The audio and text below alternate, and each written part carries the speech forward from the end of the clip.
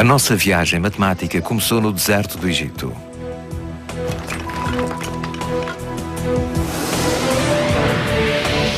Depois vimos a matemática imbuída de um novo éter na Grécia, onde se armou de lógica e argumentos organizados.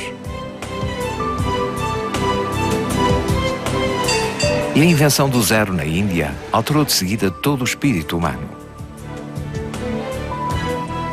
Those in the present are always asking questions about the future. It is those very questions that have led us from ancient Egypt, Greece, and India to today's Europe.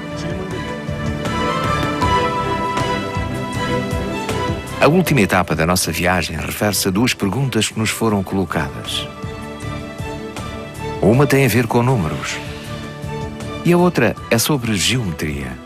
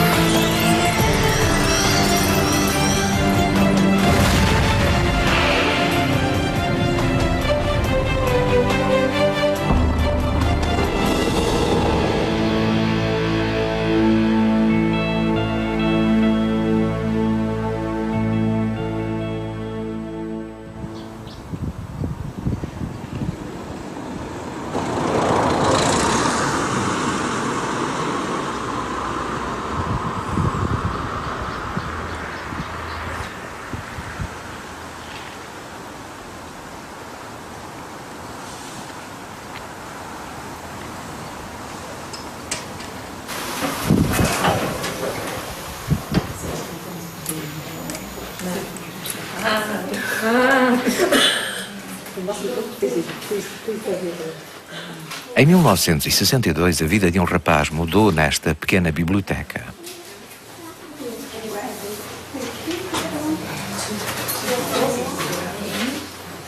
Voltava para casa vindo da escola. Entrou e dirigiu-se à secção de matemática, a sua favorita.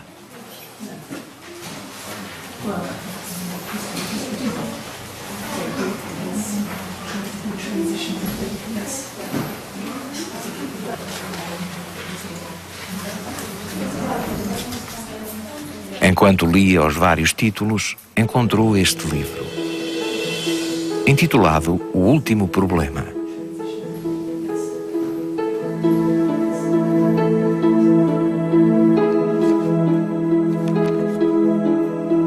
O livro continha apenas um problema cuja resolução era acessível a este rapaz de 10 anos.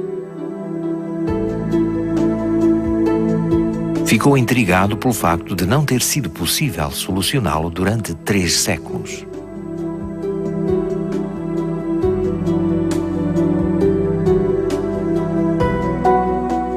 O nome do rapaz era Andrew Wiles. E aos 10 anos encontrou a questão à qual dedicou a sua vida.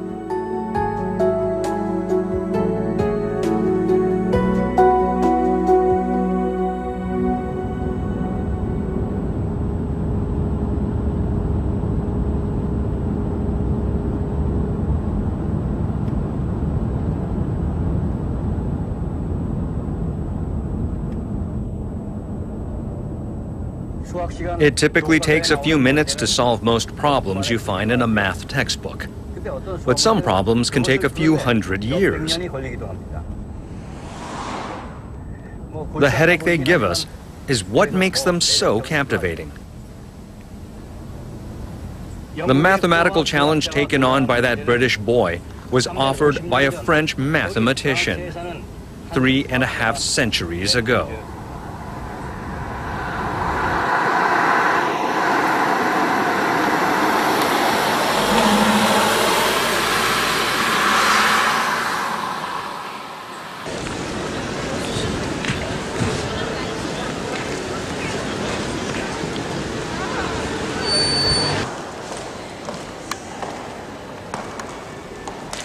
Esta distinta estrutura do século XVII foi outrora a sede do juiz de paz. O seu interior emana magnificência e grandiosidade.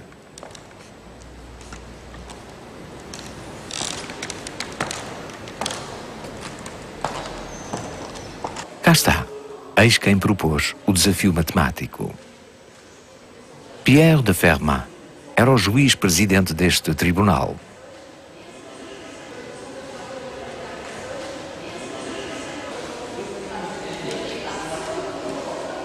Porém, o que o tornou famoso não foi a sua profissão, mas o seu passatempo.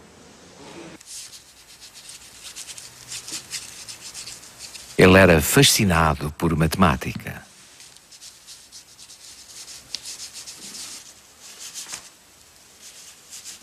Atualmente conseguimos enviar foguetões para a Lua graças a ele. Criou um método para descobrir a maior e a menor ordenada de uma curva, cruciais para o desenvolvimento do cálculo. Fermat was an amateur mathematician, but his contribution to the history of math went beyond mere hobby. It's fair to say his contribution was greater than most other professional mathematicians.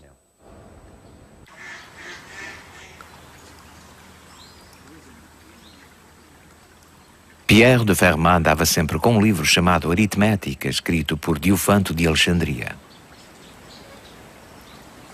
Quando estava livre das suas funções jurídicas, resolvia problemas que envolviam o teorema de Pitágoras ou números relacionados com triângulos. Às vezes ele próprio criava questões de matemática. Era um amador que deixou os seus pensamentos matemáticos em notas dispersas, em vez de um livro. O problema no centro deste desafio foi um deles.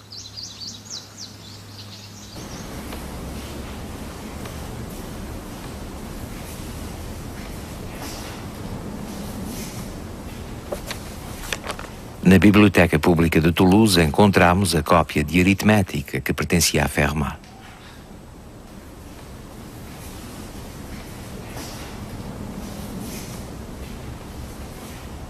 Nela vemos até a sua assinatura.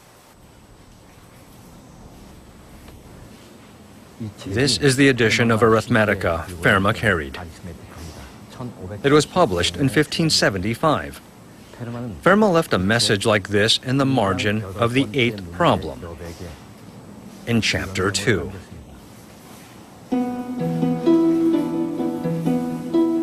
Era um problema relacionado com o teorema de Pitágoras.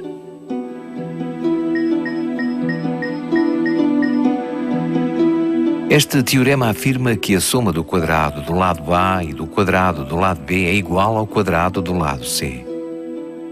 Muitos grupos de números inteiros enquadram-se nesta fórmula.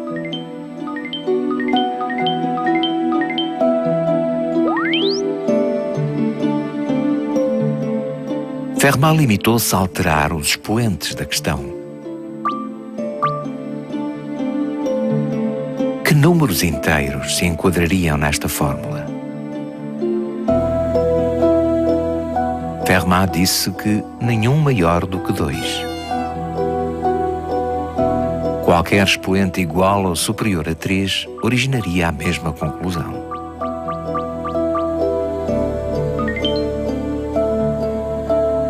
Este é o último teorema de Fermat. Na margem da página escreveu as seguintes palavras: Tenho uma demonstração maravilhosa para este teorema, mas a margem é demasiado pequena para contê-la.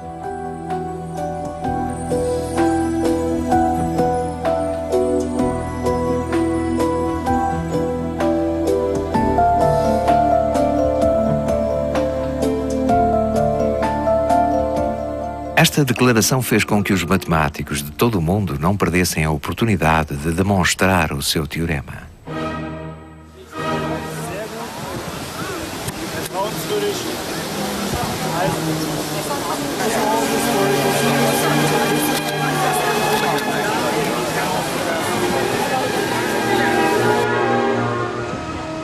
O primeiro a aceitar o desafio era contemporâneo de Beethoven. Tal como o grande compositor perdeu a audição numa fase tardia da vida, este matemático perdeu a visão. Mas tal como a surdez de Beethoven não impediu de compor, a cegueira não era um obstáculo ao estudo da matemática. Chamava-se Leonhard Euler. Nos 7 anos que se seguiram à perda da visão, prosseguiu os seus estudos. Durante esse período, Foram muitos os seus feitos no campo da matemática.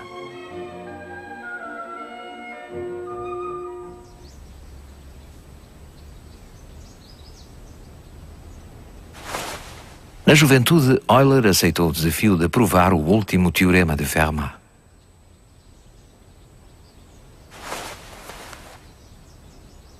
Uma vez que para conseguir prová-lo teria de usar expoentes compostos por qualquer número inteiro, teria muitas equações pela frente.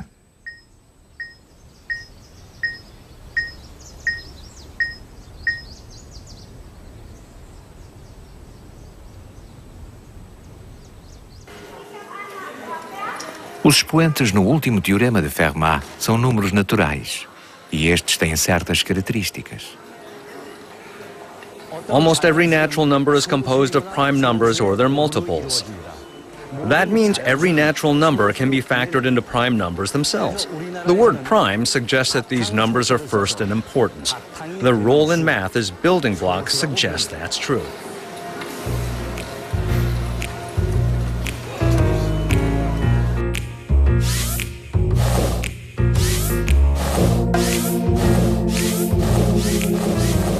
À exceção do número 1, todos os números naturais podem ser decompostos em números primos ou nos seus múltiplos.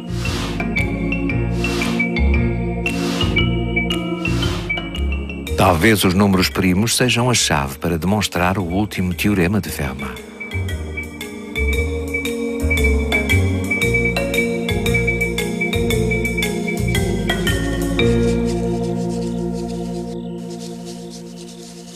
Um século depois de Fermat ter lançado o seu desafio, surgiu uma possível solução.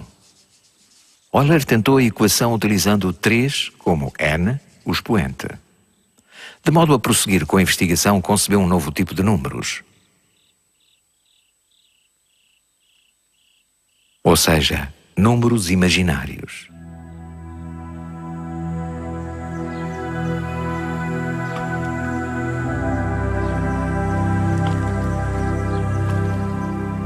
Os números imaginários eram muito difíceis de compreender à luz do sistema numérico existente. Por isso, quando foram pela primeira vez adotados, foram chamados de imaginários.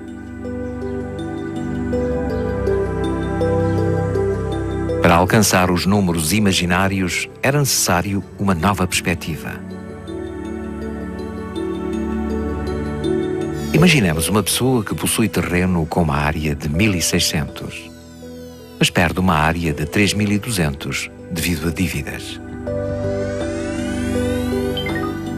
A restante área do terreno são 1.600 negativos. Por isso, qual é o comprimento de um lado do terreno?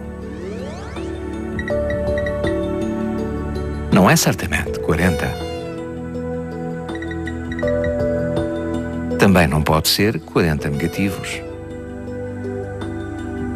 Um número que resulta num número negativo quando é elevado ao quadrado é um número imaginário.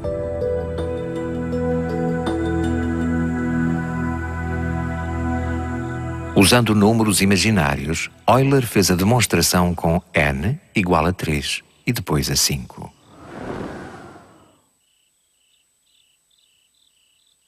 Mas não resultou. A demonstração funcionou para alguns números, mas falhou quando tentou aplicá-la a todos os números inteiros. Euler had opened a window into how to solve the problem, but he failed to complete the task. The fact that such a remarkable mathematician like Euler did improve it shocked many mathematicians.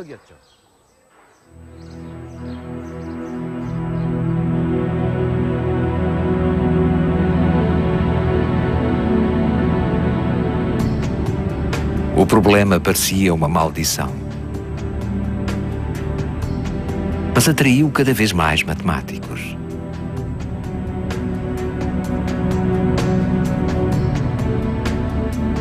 Foi este o último problema por resolver que nos foi deixado por Fermat.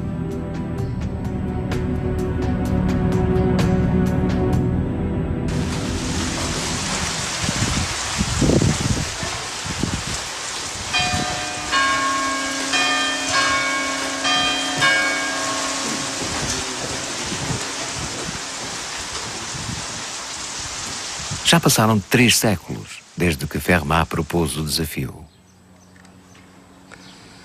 O rapaz de 10 anos é agora um aluno universitário. Andrew Wiles era um aluno de doutoramento na Universidade de Cambridge, na Grã-Bretanha, em 1975. A sua área de investigação era as curvas elípticas. Até essa altura, nada tivera a ver com o último teorema de Fermat. Meanwhile, however, a discovery began to emerge that connected Fermat's last theorem to elliptic curves, which was Wiles' focus of study.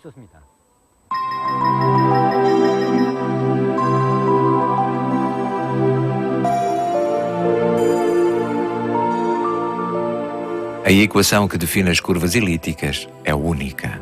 Engloba uma variedade infinita de equações, dependendo das constantes A, B e C.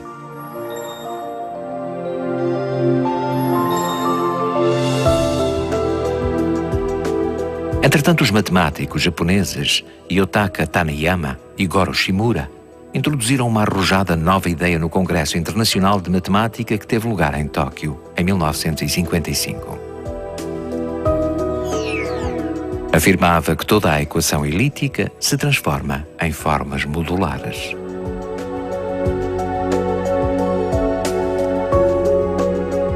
Os módulos eram uma nova área da matemática que estudava as características da simetria.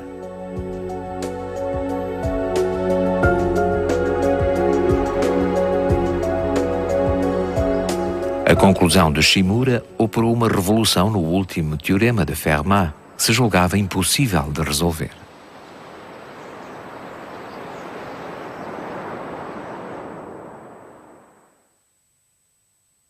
Isso proporcionou uma oportunidade para Andrew Wiles, que estudava equações elípticas.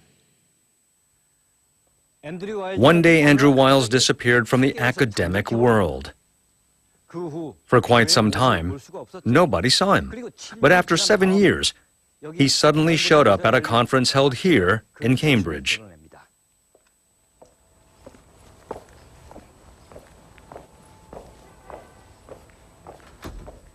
Este centro de investigação na Universidade de Cambridge é famoso em todo o mundo no campo da matemática.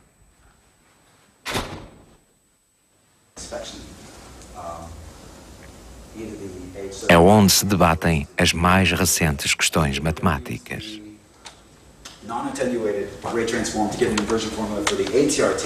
So the way that this is done.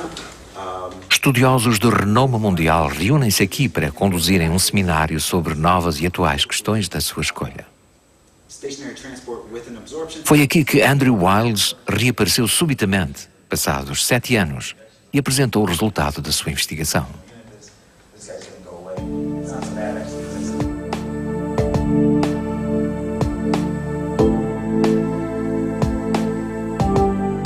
Foram muitos os que encheram as cadeiras deste auditório para testemunharem um momento histórico. Mas só cerca de 1/4 dos presentes conseguiu perceber as difíceis fórmulas matemáticas que enchiam o quadro. Perguntamo-nos como lhe terá sido possível resolver este problema dificílimo.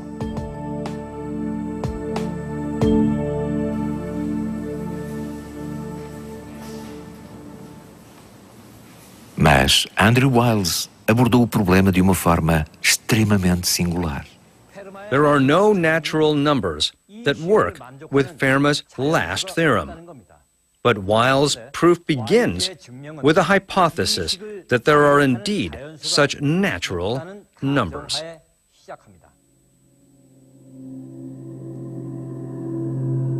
Permitam-me que simplifique.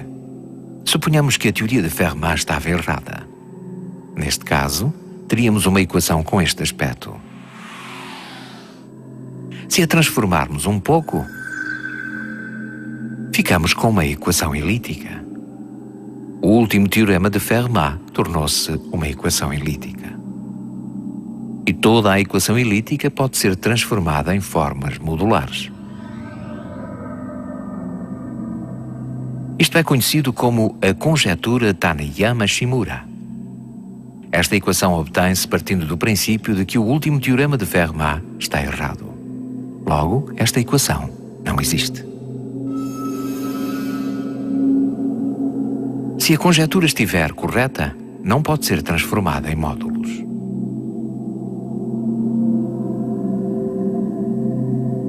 Andrew Wiles provou que a conjetura Taniyama-Shimura está correta. Por conseguinte, a equação obtida a partir do princípio de que o último teorema de Fermat está errado não pode existir. E isso significa que o último teorema de Fermat está correto. Andrew Wiles finished his historic lecture and put down the chalk. And then he said, breathlessly, "I think I should stop here."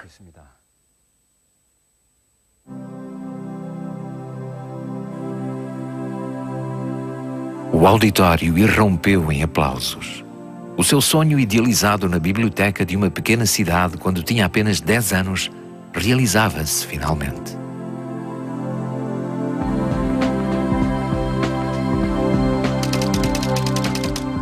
No dia seguinte, a sua histórica palestra chegou à primeira página dos jornais.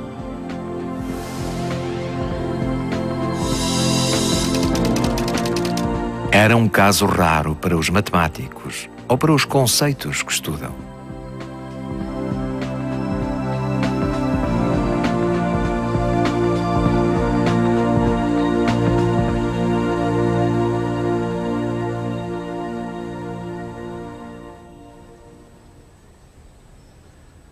A problem that was an issue 3.5 centuries ago, and since then has had many challengers.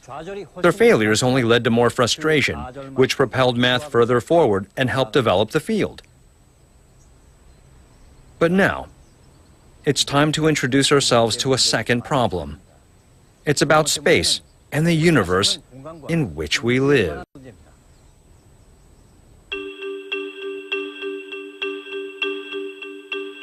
No ano 2000, um grupo de investigação matemática ofereceu o prémio Millennium a quem quer que resolvesse 7 mistérios matemáticos. A recompensa, $1 milhão.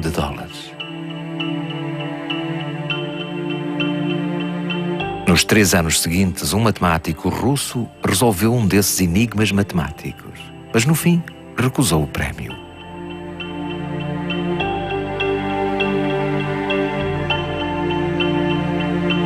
Chamava-se Grigori Perelman.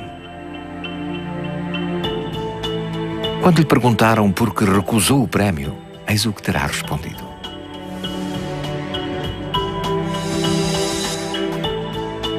Sei como controlar o universo, por isso, digam-me, por que quereria $1 milhão?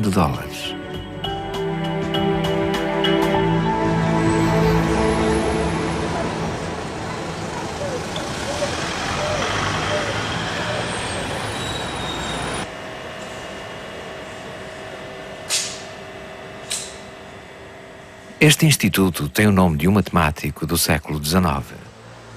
Chamava-se Henri Poincaré. Foi quem propôs o problema que o Sr. Perelman resolveu.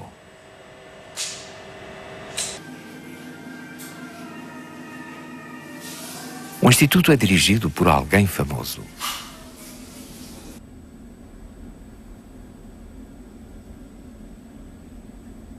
Um vencedor da medalha Fields, o Prémio Nobel da Matemática. O problema colocado por Poincaré já é complicado de entender, quanto mais de resolver. Estamos prestes a ouvir a pergunta. Temos de nos concentrar. On peut se demander si, étant donné un univers, je vais dire un univers sans trou, un univers fini, borné, sans trou, sans bord. O quê? Em linguagem corrente, por favor. Est-ce que je peux le déformer pour avoir un univers très simple? Et cet univers très simple, ça serait l'analogue de la sphère, une sphère de dimension 3, où on a 3 coordonnées, mais qui est comme une sphère qui, elle, n'a pas de trou, bien sûr. Il pose cette question, c'est ça qu'on appelait la conjecture de Poincaré. Poincaré ne le pose pas comme une conjecture, Muito bem, en fait. ainda não percebemos. Juste la question. Et il énonce... Que tal explicar com a ajuda de imagens? Cette question nous entraînerait trop loin.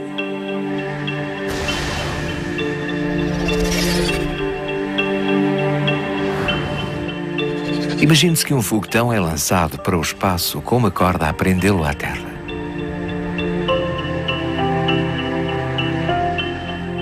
Quando a sua viagem o traz de volta à Terra, se a corda for esticada e convergir para o mesmo ponto, então mostrará que o universo tem de ter a forma de uma esfera. Foi isso que Poincaré conjeturou.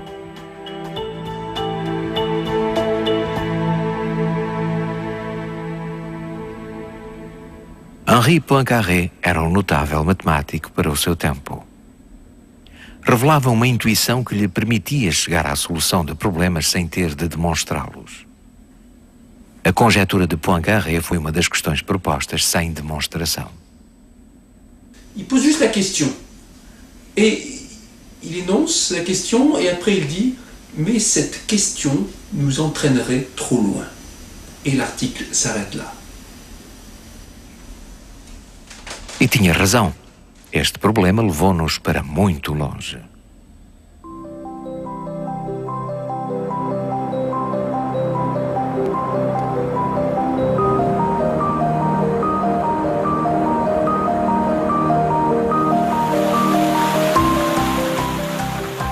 Poincaré queria saber qual a forma do universo.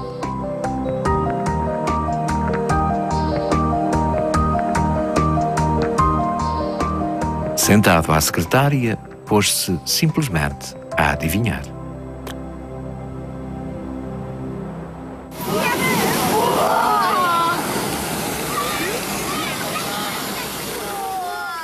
Somos incapazes de ver o universo a partir da Terra, onde vivemos.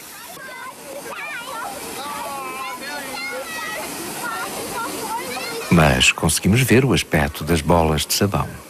São arredondadas. Às vezes têm dobras ou moças. Na realidade, a sua forma está em constante mudança. Mas dizemos que são geralmente redondas.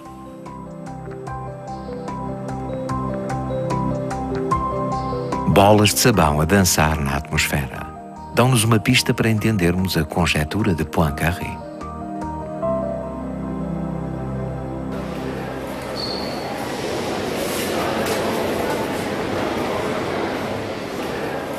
Isto é um mapa do metro que inclui o nome de todas as estações.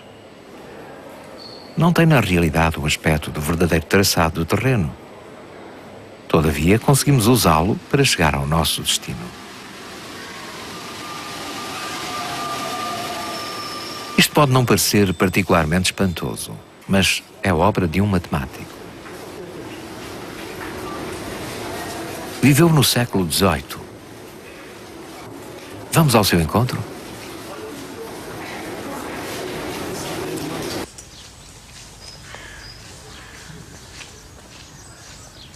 Lembram-se do Beethoven, da história da matemática? Chama-se Leonhard Euler.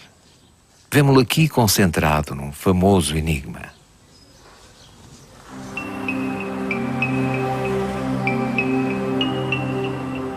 Esta é a cidade russa de Kaliningrado. O rio Prególia atravessa esta cidade ancestral, outrora conhecida como Königsberg. O rio tem 7 pontes. Inspiraram um cidadão a criar um enigma a seu respeito.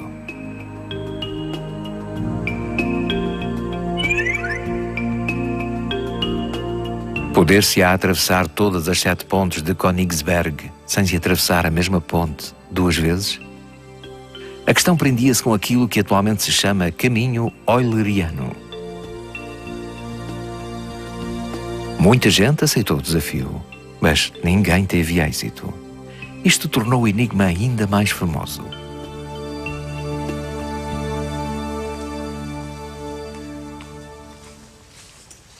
Este homem é Leonhard Euler, que não conseguiu demonstrar o último teorema de Fermat.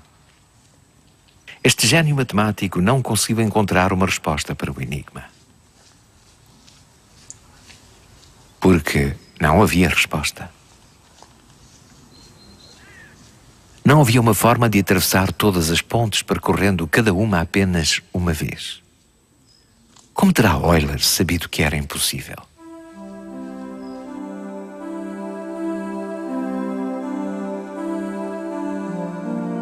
Euler simplificou o mapa representando as pontes como linhas e o terreno como pontos.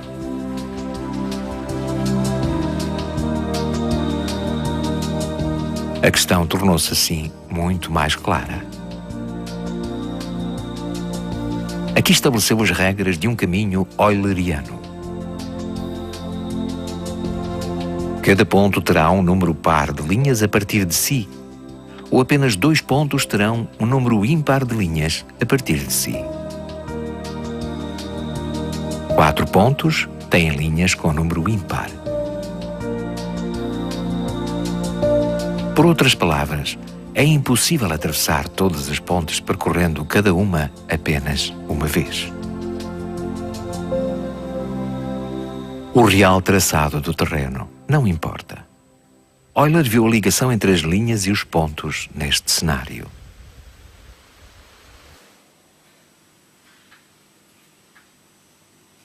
Observemos estas chávenas, mas do ponto de vista de Euler. Bien sûr, elles ont des tailles différentes, mais leur forme, globalement, est la même. Si je déforme cette tasse, je peux obtenir celle-ci. Ou si je rapetisse cette tasse, je peux obtenir ceci. O mesmo se passa com a questão das 7 pontes de Königsberg.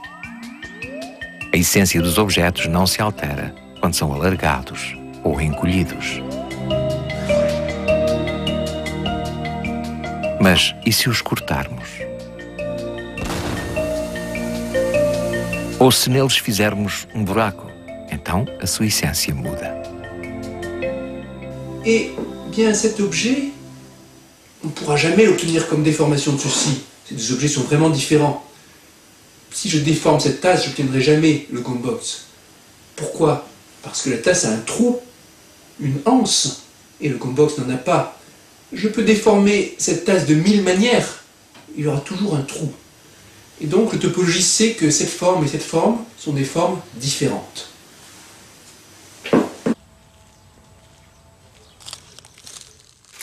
Poder-se-á transformar um universo tridimensional e finito e sem qualquer buraco numa qualquer outra forma de universo? Graças a Euler, entendemos o significado de não ter qualquer buraco e de se transformar numa outra forma. Então, muito bem. Que tal aprendermos mais sobre uma dimensão finita?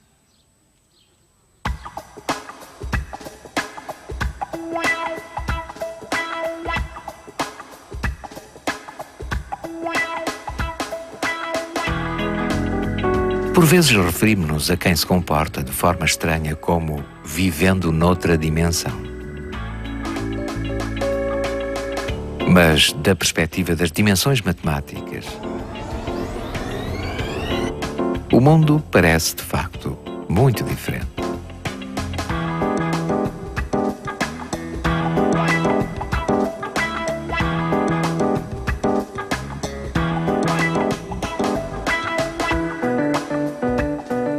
In a mathematical sense, we live in many dimensions. A dimension is defined by how many numbers are needed to signify locations within it.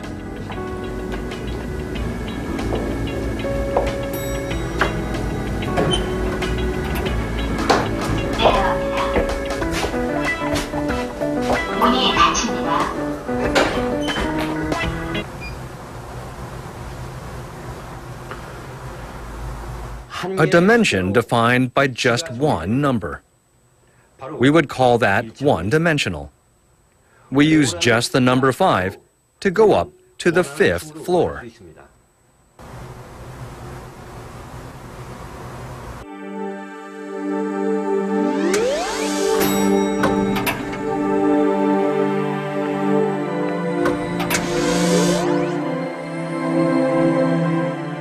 So that location on a vertical line can be expressed with one number. So a line is defined as one-dimensional.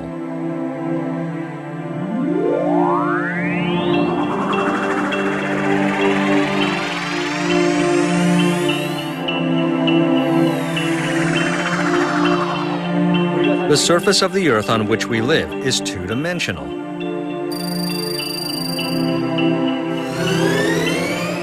The point on which I'm standing is 131 degrees east and 37 degrees north, the island of Tokdo in Korea.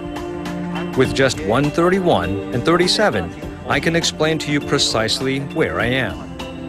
If a location required 100 numbers to be explained, it might be described as 100-dimensional. What does this two-dimensional world I'm standing in look like?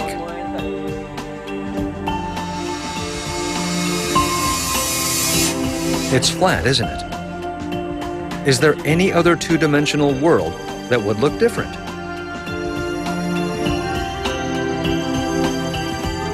I'm walking to the end of this map of the world.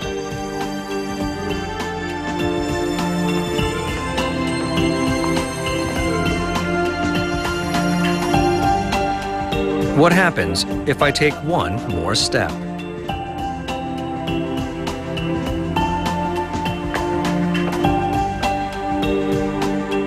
I came out from the opposite side of the map. This is because the Earth is round.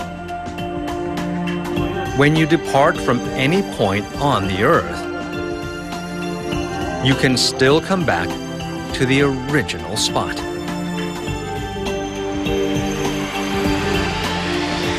Vivemos num espaço redondo bidimensional, não num espaço plano bidimensional.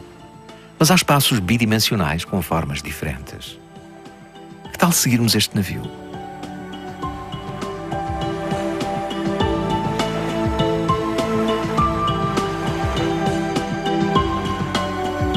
Regressa ao exato ponto de partida.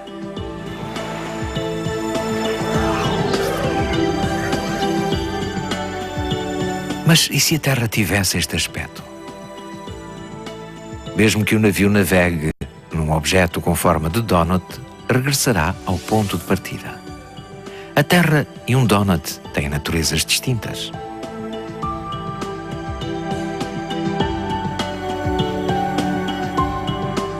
Mas como veremos a diferença vivendo à superfície da Terra?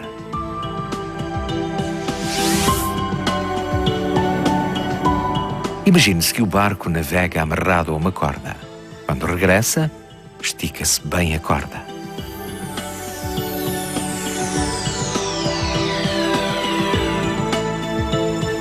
Se a corda convergir para o mesmo ponto, sabemos que a forma é uma esfera. Mas isso não resultaria com uma forma de donut. A corda ficaria presa no interior do buraco.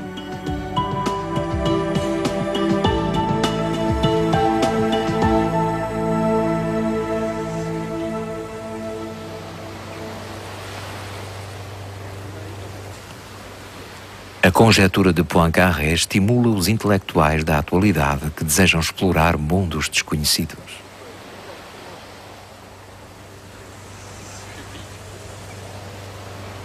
De facto, somos como a gente do passado que observava o mar e se interrogava. Mas tal como os povos antigos navegaram até aos confins do mar, nós queremos explorar o universo.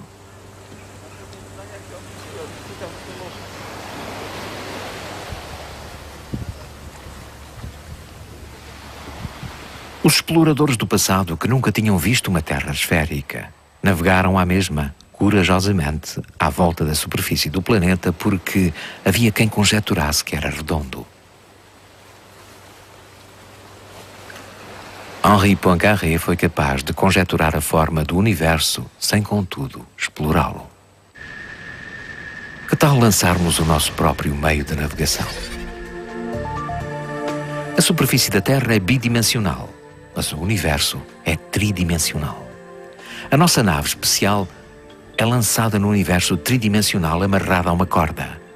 Se o universo for uma forma esférica finita, a nave especial voltará para a Terra tal como eu surgi do lado oposto no mapa do mundo.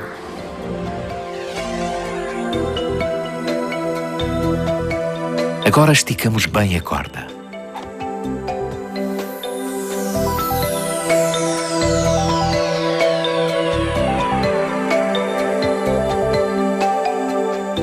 Converge realmente para um único ponto. Significa então que o universo poderá ser uma esfera tridimensional, sem um buraco.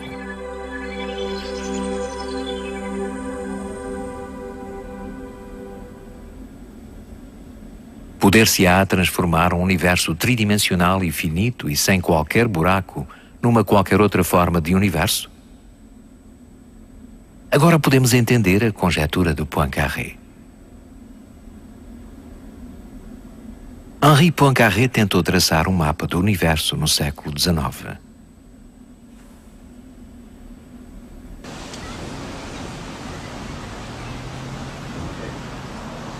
Mas a matemática é um mundo de demonstrações precisas.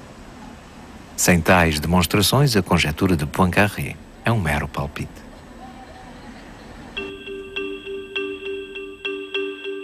Em abril de 2003, um público ávido encheu um auditório no MIT.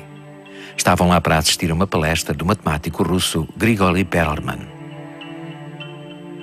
Demonstrara com êxito a conjetura de Poincaré, que se julgava ser o mais difícil problema de matemática, usando a equação do fluxo de Ricci, que surgira apenas 2 décadas antes. Tornou a sua tese acessível ao público pela internet, o que é bastante invulgar para um estudioso.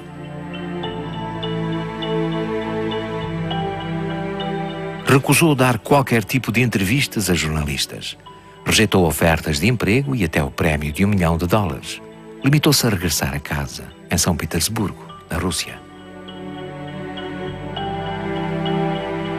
On en connaît des gens qui, par exemple, refusent des héritages pour des questions idéologiques ou philosophiques ou déontologiques.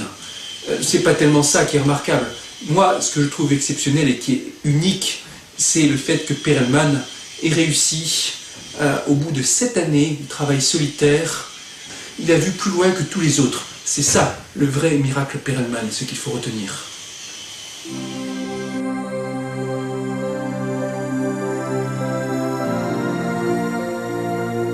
De onde surgiram os números pela primeira vez?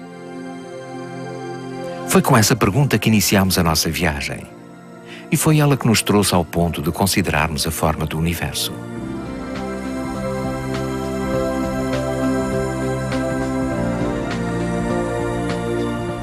Conhecemos muitos matemáticos até ao momento. Matemáticos não são apenas aqueles que resolvem problemas de matemática, mas também quem os cria. São mais os problemas por resolver do que os que já foram resolvidos. Estes problemas inspiram-nos a seguir sempre em frente.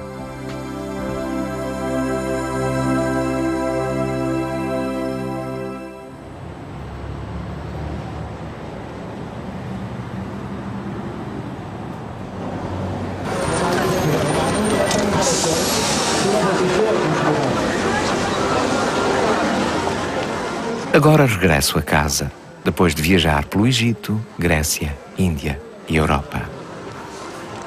Tudo parece inalterado, mas sei que este mundo está muito diferente do que era antes.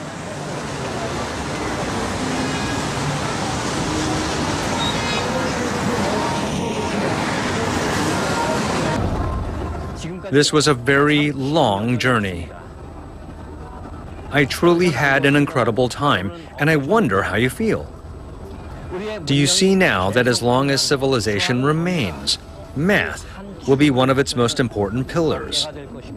And as civilization progresses, math will continue to develop. And then, our journey will begin anew.